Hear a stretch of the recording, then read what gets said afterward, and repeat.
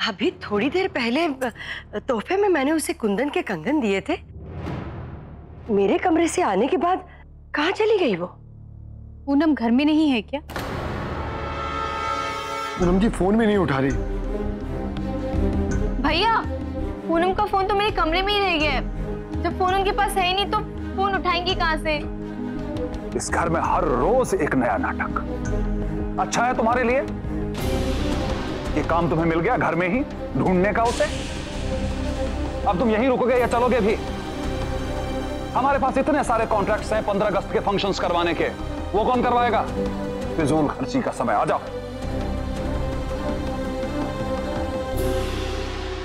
पता नहीं बला टल गई है या बस थोड़ी देर के लिए आंखों से ओझल हो गई है।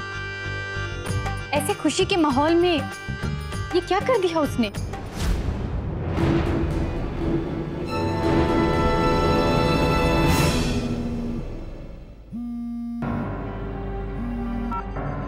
हाँ बोलिए आकाश भैया। हाँ सुमन, तुम्हारी पूनम जी से कुछ बात हुई क्या? नहीं, मेरी तो उससे कोई बात नहीं हुई। पता नहीं सुमन, पूनम जी बिना बताए कहाँ चली गई हैं और फोन भी यहीं छोड़ दिया। क्या? लेकिन ऐसी कौन सी बात हो गई कि वो ऐसे घर छोड़ चली गई है? मुझे खुद को नहीं पता, पर कोई ना कोई बात तो जरूर। अगर तुम्हारी पूनम जी से कुछ बात हो तो मुझे खबर कर देना। ठीक है आकाश भैया।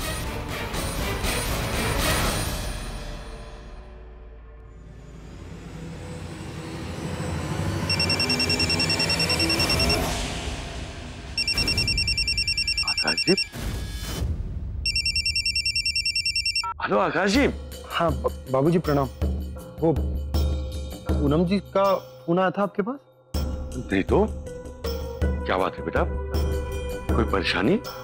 नहीं बाबूजी, वो क्या है ना कि पूनम जी घर पर नहीं है। तो घर में नहीं है?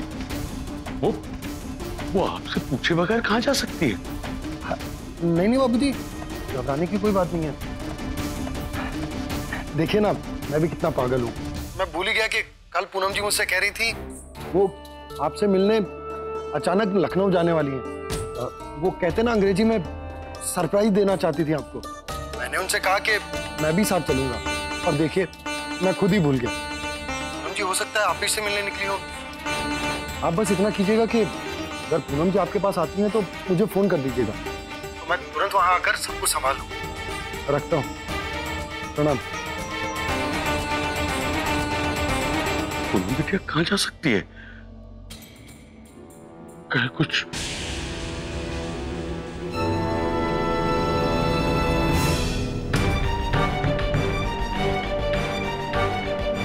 आकाश, तुम कहाँ जा रहे हो? पूनम जी को लाने। कहाँ से? पता नहीं, पर मैं उन्हें ढूंढ लूंगा। पर आकाश, कहाँ ढूंढोगे उसे? तो आप लोग जाइए, चिंता मत कीजिए। अगर मुझसे पहले पूनम जी यहाँ आ जाती तो मुझे तुरंत फोन करके बता दीजिए। ये भगवान, मुसीबत फिर से प्रकट होगी क्या?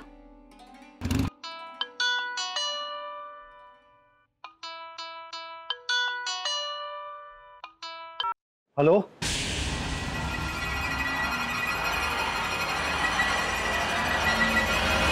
बेटा पूनम यहीं आई है, मुझे ढूंढ रही है बेटा। आप जल्दी आ जाइए। आप बस उन्हें कैसे भी करके वहां रोके रखिए, मैं बस अभी पहुंचता हूँ। हाँ ठीक है बेटा।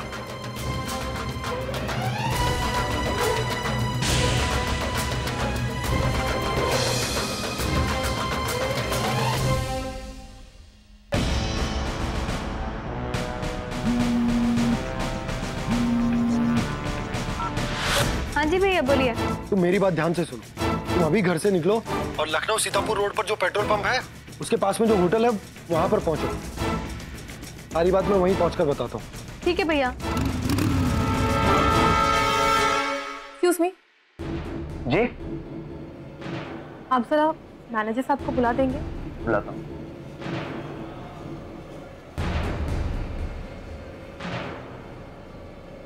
मैम, क्या सेवा कर सकता हूँ आप प्रभुनाथ जी को बुला देंगे प्लीज? ओह, तो आपको प्रभुनाथ से मिलना है। अरे मनोज। जी सर। जरा प्रभुनाथ को भेजना तो यहाँ। ठीक है सर। आ रहे हैं।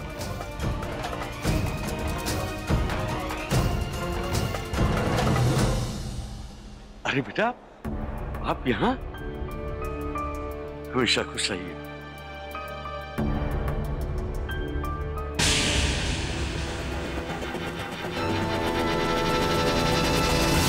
आप अकेली आई हैं या आकाश भी साथ में?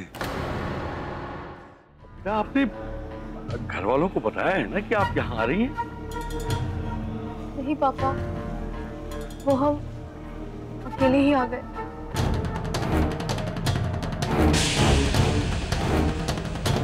आप लोगों से मिलने का बहुत मन कर रहा था। कोई बात नहीं बेटा, एक मिनट। हाँ? अरे रघुनाथ, तुमने ये ड्रेस क्यों चेंज कर लिया? सर, एक मिनट आपसे बात करनी है सर। ठीक है, चलो। एक मिनट बेटा।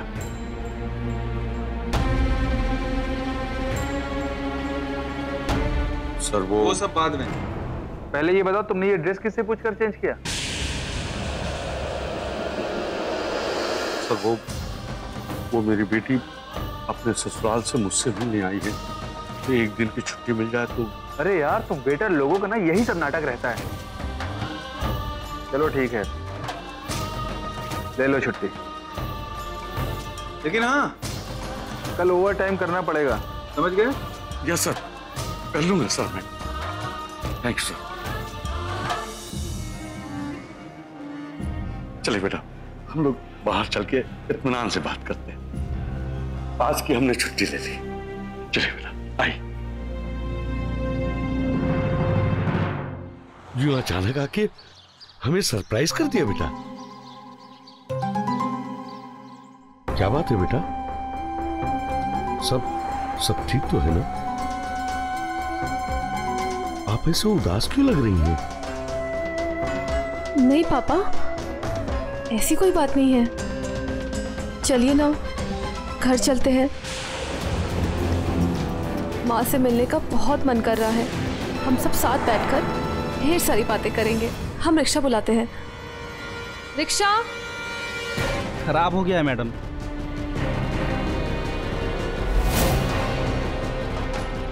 रिक्शा, भैया भैया भैया, यही रोक दो। कितना हुआ? 12।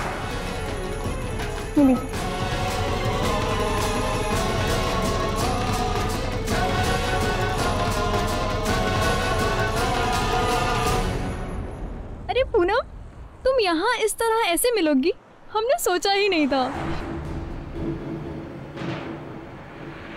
और चाचा जी, आपने भी नहीं बताया कि पूनम आने वाली है। अरे बेटा, मुझे पता होता तो बताता ना मैं। ये लो, ये तो हमारे लिए बिन बदल बरसात जैसी बात हो गई। चाचा जी, हम यहाँ मिल तो लिए, अब क्या प्लान है? बेटा, पूनम घर चलने के लिए कह रही है। अरे ऐसे कैसे घर जाओगी? तुम यहाँ तक आई हो, तुम्हारा फेवरेट मोरू चाट भंडार, वहाँ चाट खाए बिना हम नहीं जाने वाले, है ना चाचा जी? नहीं सुमन, फिर कभी। नहीं नहीं नहीं, पता नहीं तुम ऐसे दोबारा कब मिलोगी। आज हम चाट खाए बिना नहीं जाने वाले। पापा। बेटा, जब आपकी सहेली कह रही है तो चलते हैं ना बेटा। हाँ हाँ, चलो चलो। मजाल है कि हमारे इटावा की बहुएं ससुराल के बड़े बुजुर्गों को बिना बताए घर से एक भी कदम बाहर रख दें। लेकिन यहाँ पर तो उल्टी ही धारा बहती है। असली बहू को दबाया जा रहा है और नकली बहू को बढ़ावा दिया जा रहा है। पूनम को एक दिन की बहू बनाकर उसका नतीजा देख लिया ना अपनी माँ जी। और आज तो बिना बताए इस घर से नदारद है। भाभी, आप ये क्या कह रही है? एक तो वैसे ही पूनम की वजह से अम्मा परेशान है, और आप हैं कि ये परेशानी इन्होंने खुद मोल ली। करो, अब चुप भी करो। तुम्हें तो बस ताना मारने का एक बहाना मिलना चाहिए।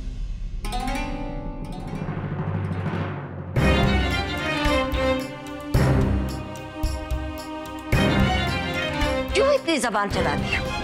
क्या मिलता है तुम्हें? अरे भैया, 3 टिक्की वाला चाट लगा दीजिएगा। हाँ जी।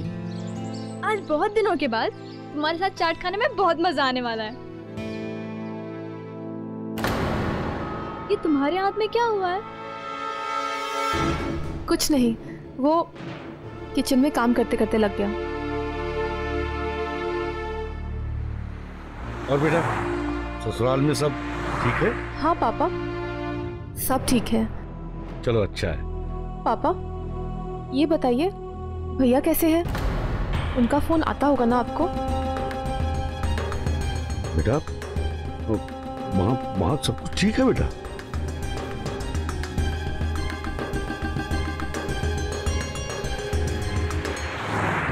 क्या बात है पापा, आप कुछ परेशान लग रहे हैं। आपकी भैया से बात नहीं होती? भैया आपको फोन तो करते हैं ना? अब क्या बताएं बेटा, वहाँ क्या चल रहा है हमें कुछ पता नहीं है। दीपक का कई दिनों से फोन नहीं आया है ना। फोन नहीं किया? अगर भैया ने आपको फोन नहीं किया तो आप ही उन्हें फोन कर लेते। फोन करने की कोशिश की थी बेटा, लेकिन बात नहीं हो पाई। पर बेटा हमें एक बात की बड़ी तसल्ली है कि हमें आकाश जी जैसे दामाद मिले हैं। वो जिस तरीके से हमारा ख्याल रखते हैं, सुख दुख में हमारी फिक्र करते हैं, उतना तो हमारा बेटा भी क्या करेगा। सच कहे बेटा, दामाद के रूप में हमें दूसरा बेटा मिला है, इसलिए उनके सामने हमें दीपक इतनी कमी खलती नहीं है बेटा। इसलिए तो बेटा हम पूनम की तरफ से बिल्कुल निश्चिंत हो गए हैं। पूनम और आकाश की शादी जिन भी परिस्थितियों में हुई है, लेकिन बेटा आज हम देखते हैं कि आकाश जी पूनम का कितना ख्याल रखते हैं। ये देखकर हम अपनी जिंदगी के सारे गिले शिकवे भूल जाते हैं बेटा।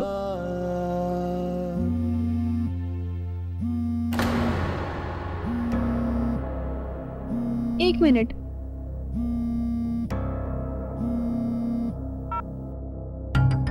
हेलो। हाँ सुमन तुम कहाँ हो? आप सीधे आएंगे ना, वही लेफ्ट पे ये शॉप है। तुम बस 10 मिनट और मामला संभाल लो, मैं पहुंच रहा हूँ।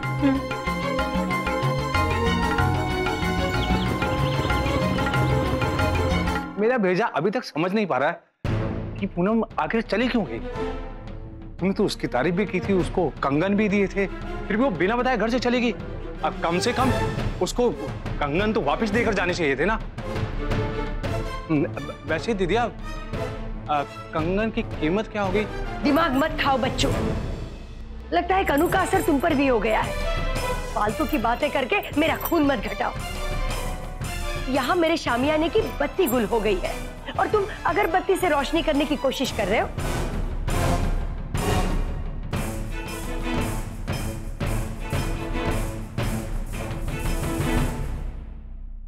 जरा सर दबा दो।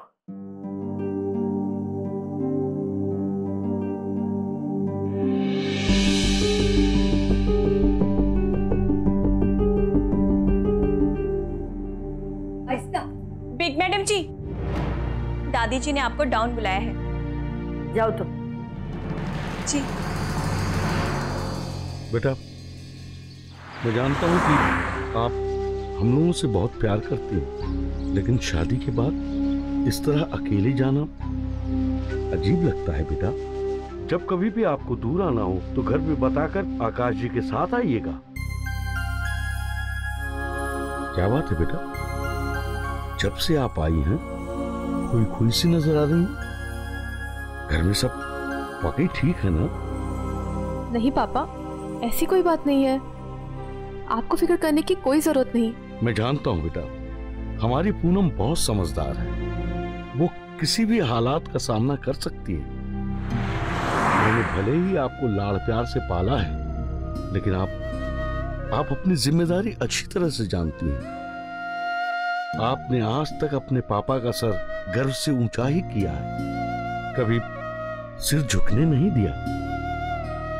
जिंदगी की राह इतनी आसान नहीं है, लेकिन बेटा अगर रास्ते में अच्छा साथी मिल जाए तो सफर जरूर आसान बन जाता है।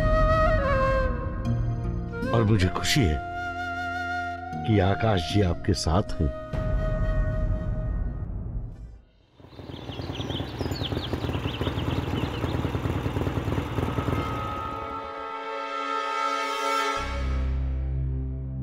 बाबूजी प्रणाम। खुश रहिए बेटा। आप लोग बैठिए ना, बैठो। पूनम जी आप यहाँ चली आई। बाबूजी से मिलना था तो मुझे ही कह दिया होता, मैं ले आता। आपके इस तरह अचानक आ जाने से सब लोग परेशान हो गए थे। वो तो मैंने अंदाजा लगा लिया था कि आप बाबूजी से मिलने आई होंगी, इसीलिए मैं यहाँ चला आया। अच्छा किया बेटा, आप आ गए। अब घर के लोग कैसे हैं बेटा? बाबूजी घर में सब अच्छे हैं।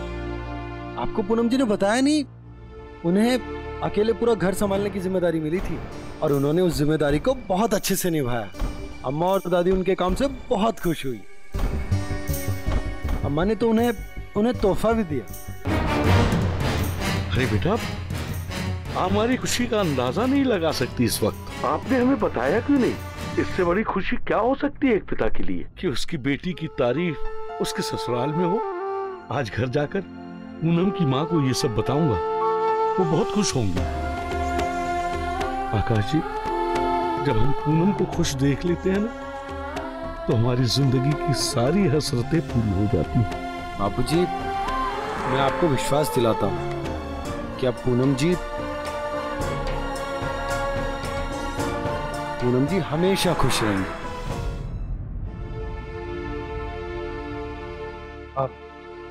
पूनम जी घर चले,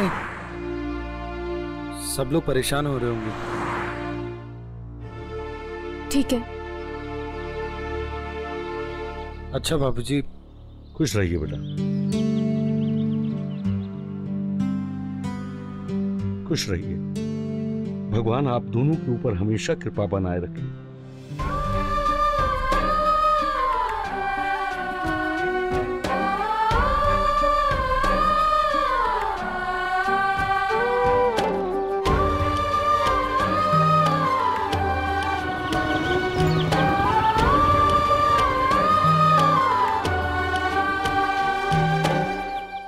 ऐसी क्या बात हो गई कि वो अचानक चली?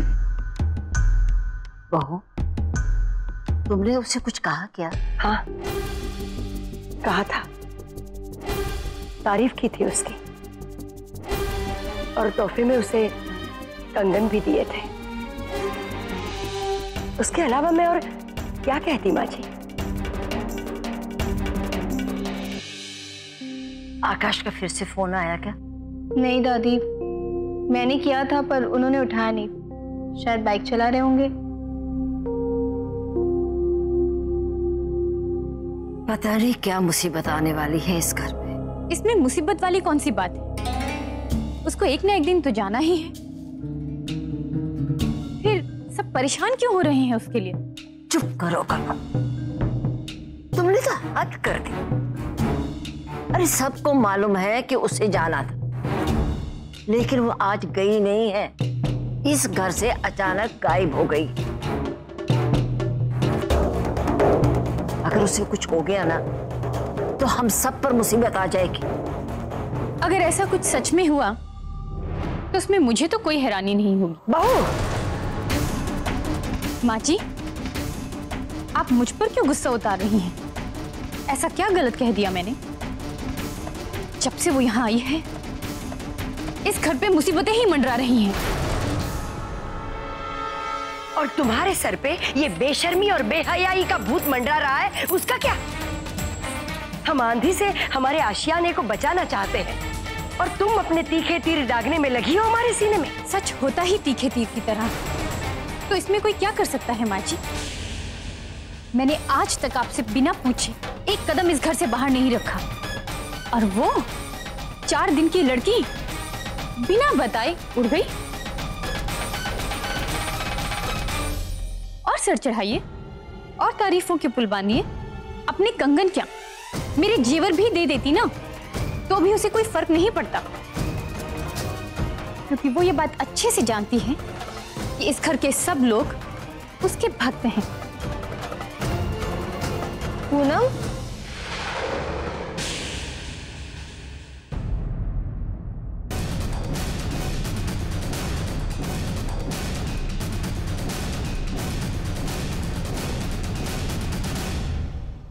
वहीं रुक जाओ।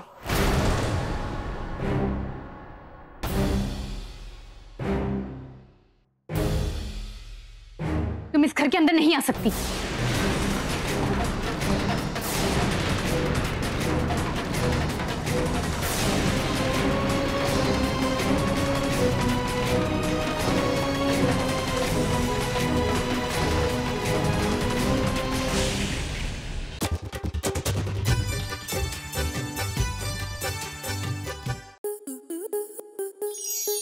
स्टार प्लस के ऐसे ही और बेहतरीन लम्हे देखने के लिए सब्सक्राइब करें हमारे YouTube चैनल को।